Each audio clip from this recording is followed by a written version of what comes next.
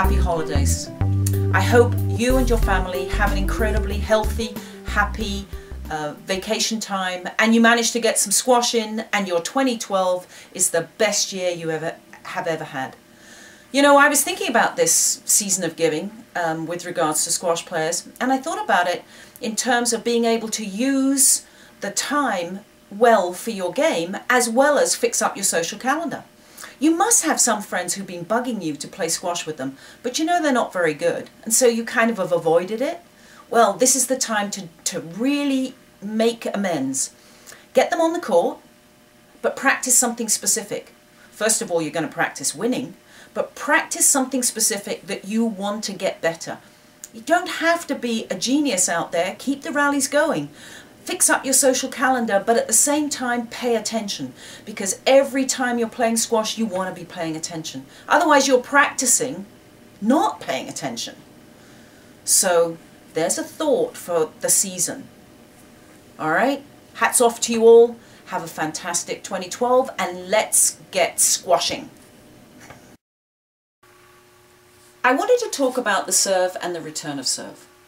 So many people have talked about it in the past, and it's come up in questions, and truthfully most of the game is set up through that serve and return of serve.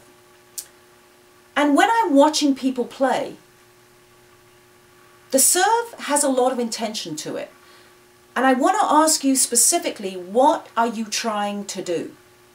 In my world, what I'm trying to do is serve the ball so that I can hit the next ball from in front of my opponent.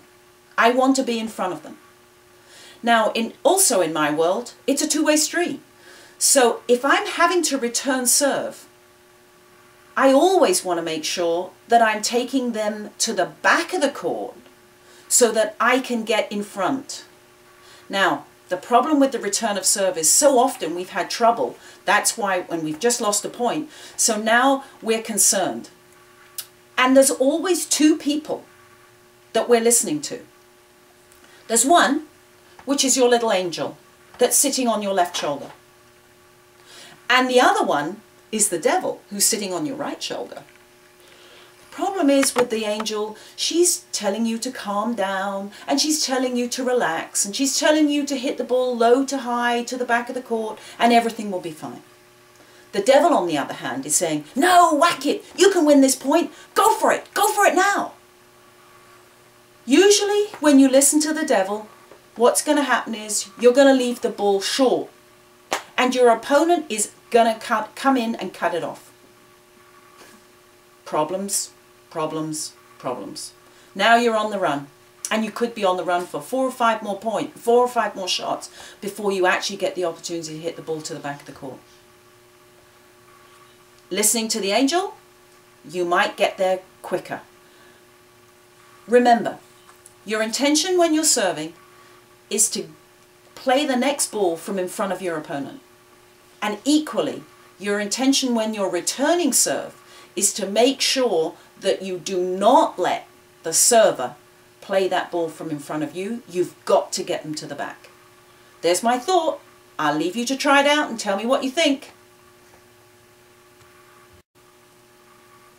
Now, I wanted to talk to you again, and you know I'm always about reading and personal development. I wanted to talk to you about a book that I found very, very useful. It's called Celebrating Failure by Ralph Heath. And when he talks in this book, he's talking about the power of taking risks, making mistakes, and thinking big. Now, when I think about that in terms of squash, at some point or another you have to take your own game in your own hands, and sometimes you literally have to win it as opposed to not lose it. If you're trying to win the game, there are times when you're going to have to take risks. As long as they're calculated, that's okay. You know, I don't believe there's anybody who really learns that much from winning. I do think that most people learn a lot from losing. And if you look at your own game, I know what I was like. Every time I won a match, and it was a big one, I would go and celebrate. So I'd be surrounded by people and we'd all be having a good fun time. When I lost a match, that was, and it was a big one, that was when I thought about it. I really thought about what was going on. Why did I lose it? I came away thinking that I was actually going to change certain things in my game. I was going to improve it. And that was my failure. My failure was the thing that was causing me to learn more. So when you go and look at all athletes, most of them will tell you, if you want to get good, fail massively. Fail massively, but learn. And this is my motto.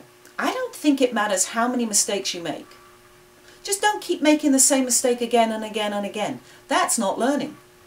But make a mistake, learn from it, and move on.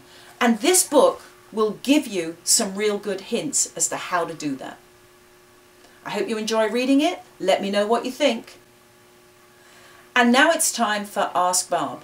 And the question of the day came in from Ralph, and he said, are there optimum times to eat when you're training? This is a really, really important question, and I think so many squash players neglect it. And the time that it really shows up for them is in a tournament. If you're training hard and you've spent maybe an hour to an hour and a half on court, you've expended a huge amount of energy. You have a 15-minute, let me repeat that, a 15-minute to replenish yourself. And when I'm talking about that, I'm talking about taking 85% complex carbs, which is something like an orange juice, and 15% protein, which is a scoop of protein powder, and dumping that in your system. What you do after that, really, I don't mind. But the reality is, if you do not do that in the first 15 minutes after you've finished a very tough workout or a hard match, you will only recover to 80% the next day. And that's 80% of your glycogen stores in your muscles. That's the food that muscles use to work. If you do that again and have another hard match, then you're only recovering 80% of 80%.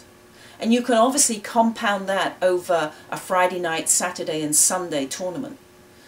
All you have to do is carry with you a scoop of protein powder, dry, put it in a cup or a dry container, go to the bar, get yourself an orange juice, dump it in there, mix it around, slurp it down, and then if you choose to do anything else, drink, whatever you want to do, you'll still find your body has enough sustenance to recover. There's my tip. Think about it, but you've got 15 minutes after a hard workout. Do it regularly. This is my thought. If you're going to work that hard, why don't you want to get all the gains you can out of it? And if you're playing a tournament, let's make sure you recover. Anyway, this is Barb Cooper from HelpMySquashGame.com. Hope you have a fantastic time. See you on the next show.